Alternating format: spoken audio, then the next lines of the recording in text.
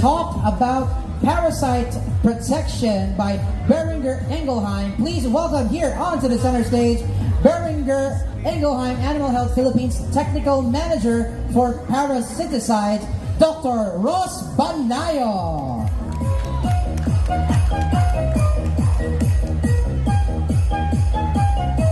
Hello. Magandang hapon po sa inyo lahat. So, ako po si Ross Antonio Banayo, Technical Manager for Pet Parasiticides ng Beringer Engelheim. And dito po sa ating gabi, we would like to share with you some information that might be, or we think, and we feel na importante, lalo na sa ating mga fur babies. So, the title of this presentation is Beyond the Naked Eye. So, syempre, may mga bagay tayo nakikita, but we will also discuss yung mga bagay na hindi natin nakikita sa ating mga alaga, sa ating mga fur babies na magkakaroon ng impact sa kanilang health. Okay, so before we start the learning session, meron po akong itatanong na mga konting questions. So, sino po nakakakilala sa taong ito? Ano pong pangalan ng... Siya po ay si Robert Downey Jr. Kanya pong pangalan sa... Ito po, itong character na to, Tony Stark. Okay, so siya si Tony Stark. Si Tony Stark ay isang normal na tao lang, pero siya ay genius, playboy, philanthropist. Okay, marami siyang pera. Pero normal lang siya na tao. Because of his technology and his innovation and his genius, nakapag-develop siya ng suits. And he is known as Iron Man. So, as Iron Man, marami siyang nag-gain na abilities. Super strength, nag-ano siya ng mga beams, and meron siyang shield. And of course, marami siyang na-develop na suits to tackle different threats. Marami siyang kayang gawin. Pero ang isang very interesting na ginagawa niya or sa mga abilities niya is ito. Yung kanyang head unit display, gamit yung kanyang AI na si Jarvis. So, yung AI niya allows him to scan different objects kahit na beyond walls, ganyan. So, si Tony Stark, sa kanyang base form, as a human, he can only see the visible threats. But as Iron Man, he can see visible and invisible threats. So, ganyan po yung pag-uusapan natin ngayon, yung mga invisible threats. Kasi kanina po may tanong, no, sino nakakita ng parasite. Pero may iba pa po tayong kailangang matutunan, mga hindi natin nakikita ng mga parasites. Okay? So, simulan po natin ito with a question. So, I have here Dr. Linz Gundran at saka si Alan. So, mag-raise lang po kayo ng hand. Hindi po ako yung mamimili para hindi po kayo magalit sa akin pag hindi po kayo yung napili. So, pag nasagot niyo po, bibigyan po nila kayo ng prize. So, meron po tayong dalawang question. So, simulan po natin. So, meron po tayong quiz. So, ito po. These insects can also bite humans. True or false? So, kayo mamili. Ulit po ulit. Baba po na ng kamay. Pag sinabi ko pong 1, 2, 3, go. Taas po tayo ng kamay para po patas po sa lahat. Okay lang po ba?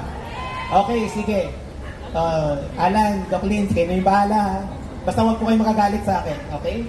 1, 2, 3, go!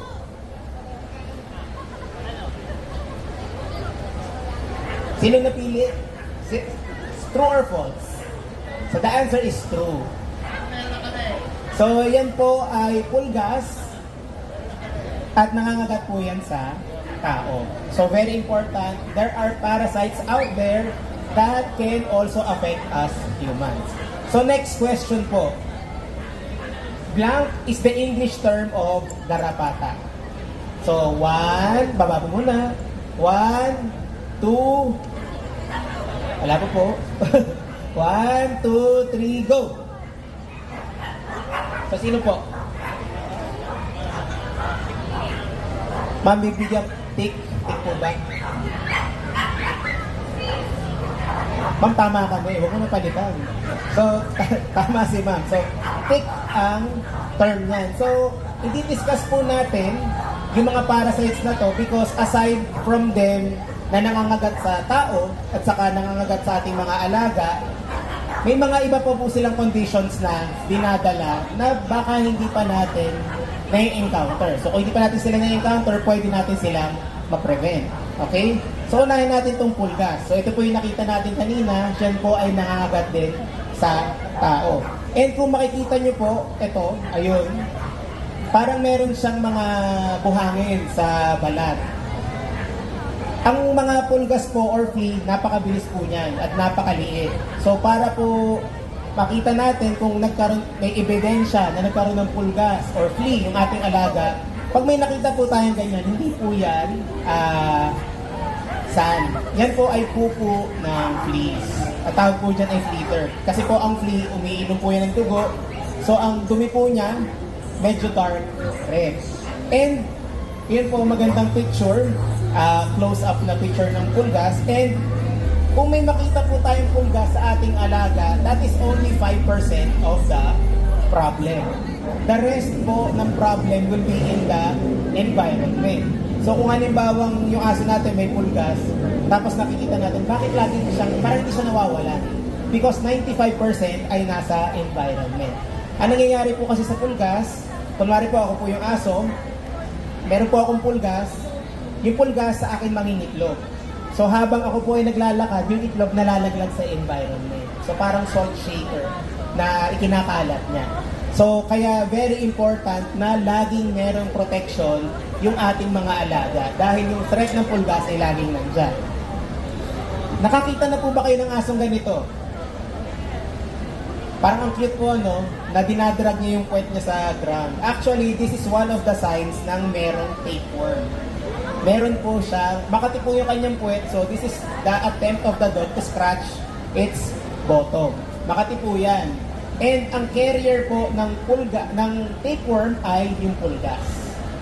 So kung kunwari wala po tayong masyadong ginagawa, tapos gusto natin obserbahan yung pupo ng ating aso, may makikita po tayong parang bigas, yun po ay segments ng tapeworm. So ganyan po, sorry po kung may kumakain, ganyan po yung segments ng tapeworm na pwede natin makita sa kanilang dumi. Okay? And ito po ang itsura ng kagat ng pulgas sa tao. Ito po ay na-experience ko na din. And some of you might have experienced this as well. Ito naman po yung garapata or tick. Yan po ay malakas uminom ng dugo. And ito po yung mas madalas nating nakikita. And ito po yung commonly tinatawag na kuto. Pero iba pa po ang kuto kaysa sa garapata. Ito po hindi natin masyado nakikitang gumagalaw dahil nakabaon lang po yung bibig nila sa balat ng ating mga alaga. And malakas po silang uminom ng dugo. They can grow up to 100 times their original size. And marami po silang mangitlog. Ang iniitlog po nila between 2,000 to 4,000 eggs. So ang ginagawa po nila, pagkatapos nilang mabusog, bababa sila sa ating alaga at doon sila mangingitlog. Okay? So kaya laging nandyan yung threats ng mga parasites. And ang importance po ng mga garapatang ito ay, sino po nakarinig na nung term na Ehrlichia? Ehrlichia. O kaya po Babesia. Yun, si ma'am.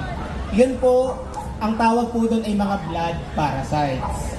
At ang carrier po ng blood parasites ay garapata. Ipinapasa po nila yon habang sila po ay umiinom ng dugo. Kaya very important na nagbibigay tayo ng protection sa ating mga alaga.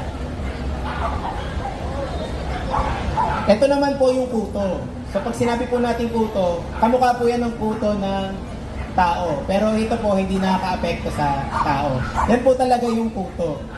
So yung garapata po at kuto ay magkaiba. Kaya po natin siya dinidifferentiate dahil magkaiba po sila ng threats na ibinibigay sa atin at sa ating mga alaga.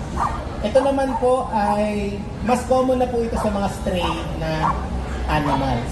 So ito po para lang po mag-differentiate natin yung garapata, pulgas at saka kuto. Ito naman po hindi to umiinom ng dugo. Nagkokos lang po siya ng pangangati sa ating mga alaga. Okay? So ngayon po, yun po ang ating mga visible parasites. Yan po yung nakikita natin using our eyes. Ngayon, dadako na po tayo dun sa mga kadalasan hindi natin nakikita dahil nasa loob po sila ng katawan ng ating mga alaga. Wala naman po tayong x-ray vision or yung head unit display ni Iron Man para makita yung loob ng ating mga alaga.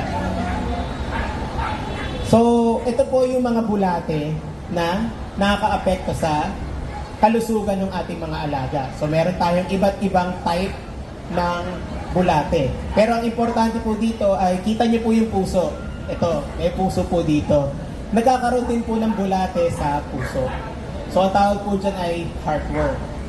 Kung narinig nyo na po yan, very important po na ito po ay i-prevent. Dahil this is a very deadly disease. But good thing it is preventable. So, simulan po muna natin. Nakakita na po ba tayo ng ganitong puppy na malaki po yung tiyan? Kadalasan po sa mga stray dogs, meron po nakikita ganyan. So, this is a very common sign ng roundworm or hookworm. Pwede pong sabay sila na mag-infect. So, ito po yung roundworm. Mas madali po siyang makita. Yung hookworm, mas maliit. Parang may palito ng mas maliit pa sa palito ng posporo. So, ayan po, meron siyang tinatawag na pot belly appearance. Pero ang roundworm, makikita natin, yung aso, umuubo.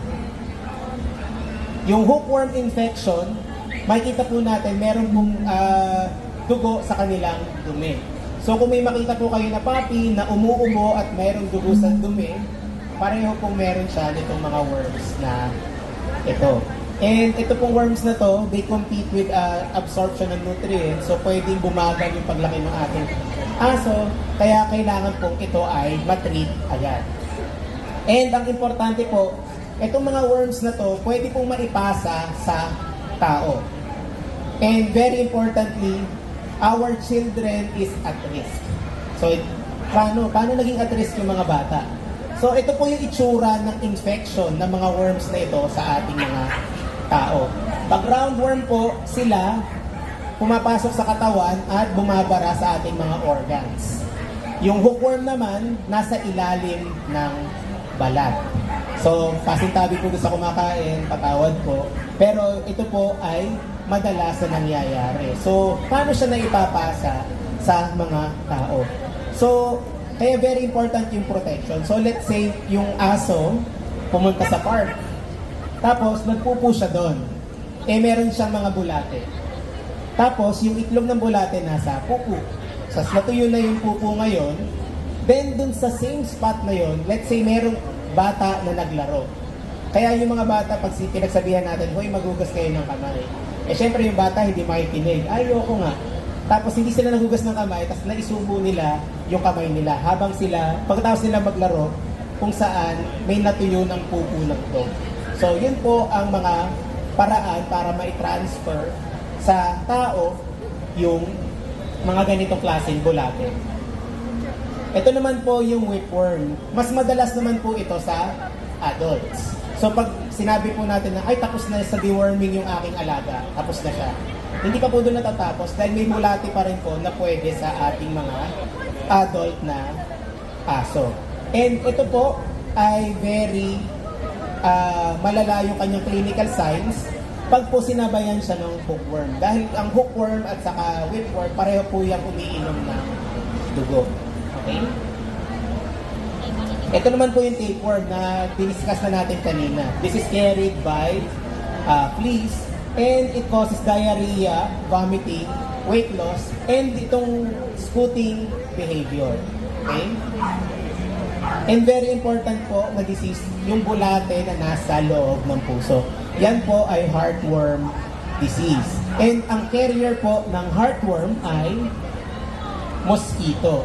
So, kung meron po tayong infected na aso, kinagat ng mosquito, tapos yung same mosquito na to, kinagat yung ating aso, pwede niya maipasa yung heartworm disease.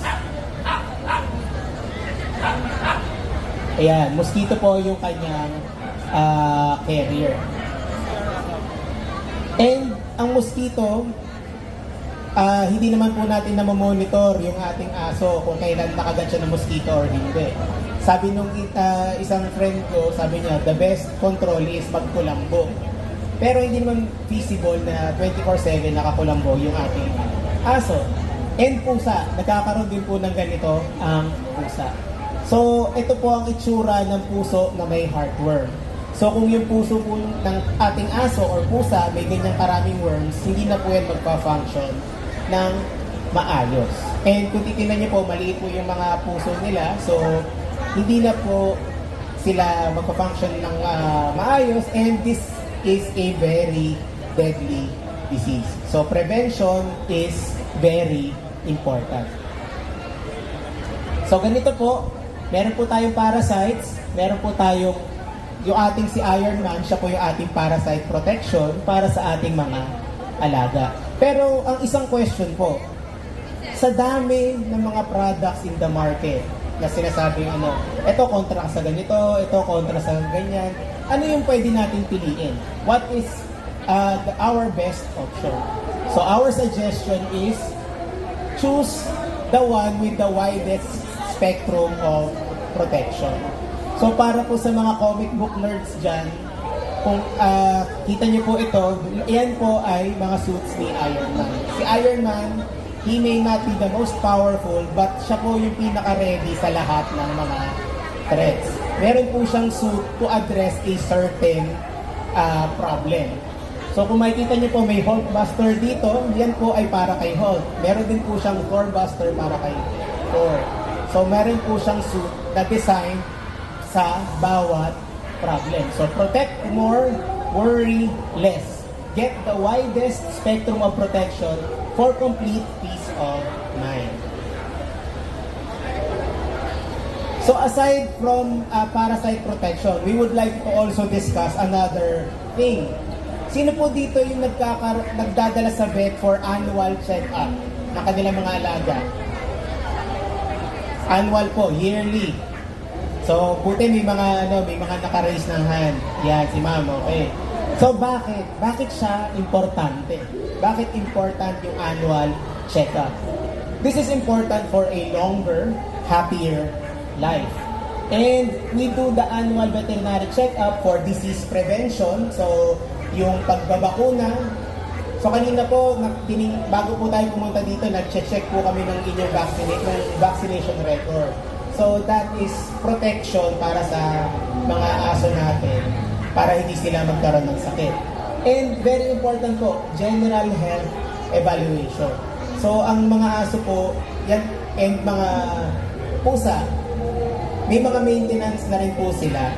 And just to share with everyone, ang mga aso and pusa, they are very good at hiding yung kanilang mga conditions. So, hindi po nila pwede sabihin sa atin na sila po ay may iniinda o merong sakit. And the only way for us to find out is to visit our trusted veterinarian. Okay? So, vaccination against relevant diseases. So, here are some images of diseases na pwedeng makaapekto sa ating mga aso at pusa. Sikat na sikat po dyan yung rabies. Yan po ay deadly at nakaka-apekto rin sa tao. Meron din po tayong distemper, meron din pong parvo, kung narinig nyo na po. Yan po ay preventable. Wala po silang treatment. Kaya very important po na magbakuna tayo. Sa pusa naman, meron tayong rhinotrachitis, panleukopenia, at saka feline calicium. Yan po ay mga virus din, pero pag viral po ang isang sakit, wala po yung gamot. Pero they are preventable. And another thing, meron po tayong tinatawag na kennel cough. Yan po ay caused by a bacteria. Yung bacteria yun ay very contagious. Madali po siyang ipasa, direct contact and indirect contact sa ating mga alaga. Kaya dapat meron po tayong pabaon na protection sa ating mga alaga. Okay? Ang aso po ay nirarayuma din habang sila po ay umiedad. So ang tawag po dun ay osteoarthritis. So gaano po ba siya ka-common? It affects 1 out of 4 dogs. So it's very common pala. 1 out of 4 dogs ay merong iniindang sakit. So it happens 20% sa dogs 1 year of age, pero it increases 8 years or older. Kaya very important na dalhin po natin sila sa vet clinic para ipa-check, ipa-evaluate kung kailangan po nila ng maintenance for osteoarthritis. Okay? And heart disease. So ang aso nagkaka-heart disease din po. So we call it congestive heart failure. And it affects 10% of all dogs. So imagine, sa isang clinic, sa 10 bumisita dyan, merong isa na may heart disease. So ito po yung mga example ng dogs na madalas maapektuhan ng heart disease. Meron po mga small dogs, merong big dogs. So para po mas mapahaba natin yung kanilang buhay, dapat po pinapacheck up po natin sila regularly. Eh Doc, wala pa naman ang nakikitang sakit. Normal pa yung aso ko. Wala pa ako nakikita mga ganitong signs. Hindi pa siya hirap huminga. Normal pa yung aso. Hindi ko siya kailangan dalhin sa clinic. Ayun yung laging sinasabi. Pero, sa case ng heart disease, early detection, so wag po natin hintayin na lumabas yung clinical signs. Sinabi ko nga po kanina, magaling po sila magtago ng sakit. So, before the signs appear, kailangan ipa-check up natin sila, ipa-auscultate, papakinggan natin yung puso nila. And pag po nagbigay tayo ng treatment, bago lumabas ang kanilang clinical signs, mas mapapahaba po natin yung buhay ng ating mga alaga. Okay? So, talk to your trusted veterinarian. Ito po yung lagi nating message. Huwag po tayo matakot sa vet na dalhin yung alaga natin sa kanila. So, kaya po very important yung term na trusted. So, talk to your trusted veterinarian for the most complete parasite protection and for their annual check-up para sa vaccination and overall health evaluation. So, if you want to know more information about the most complete parasite protection, pwede pong i-scan yung QR code, so you will be directed to an Australian website. So dahil siya po ay from Australia, meron pong ilang details na may or may not be applicable dito sa atin. Okay? So please scan to know more. So okay, meron pa po kaming quiz. So may mga questions po ba before po tayo mag-quiz? Meron pa po kaming 3 questions. At meron pa po kaming 3 ipapamigay. Okay? So ready na po ba ang lahat? Yun, si Ma'am ready. I like the energy. Alright. So sige, meron po tayong 3 questions. And kagaya po nung kanina, nandito si Dr. Linz at saka si Alan at saka si Michelle rin po pala to select yung mga sasagot. Okay? So kagaya po nung kanina, pagkatapos ko po sabihin ng 1, 2, 3, go, taas po tayo ng kamay. Okay? Ito po yung pangatlong question. Roundworm and hookworm can infect people. True or false? Baba po muna. 1, 2, 3, go! Sino po? Sino napili? Si sir? Sino ba? Sige po. True or false? So tama po, true. So roundworms and hookworms can infect tayo, people, and especially yung ating young children. Okay? Next question. These insects transmit heartworms to our pets. Ano po yung carrier ng heartworm disease? 1, baba po muna. 1, 2, 3, go! So, Alan, sino po? Sige. Yes po. Mosquito. So, tama. Mosquito ang carrier ng ating heartworm. And for our final question, the carrier of tapeworm is the blank. Ano po ang nagdadala ng tapeworm? 1, 2, 3. Baba po muna. Okay. 1, 2, 3, go! Sino po?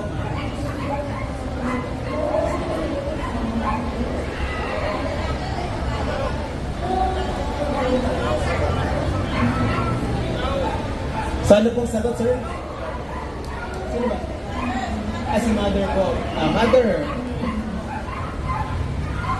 Ano pong sagot?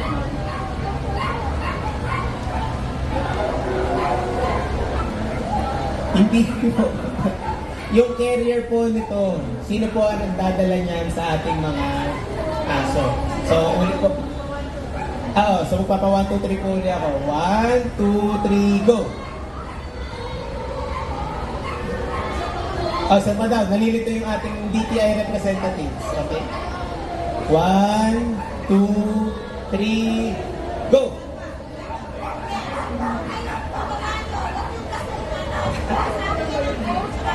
Okay, so makinig po tayo kay Miss Sherry. Alright? 1, 2, 3, go! Okay, sige po sir. Ano pong flea. So, si sir ay tama. Ang carrier po ng tapeworm ay fleas. So, yun lang po ang aming munting sharing for this evening. We hope na may natutunan po tayo and we will always repeat the message. Talk to your veterinarian. Bring them to the clinic annually for their overall health. And yun po, from Very Very Ingalay, marami pong salamat. Alright.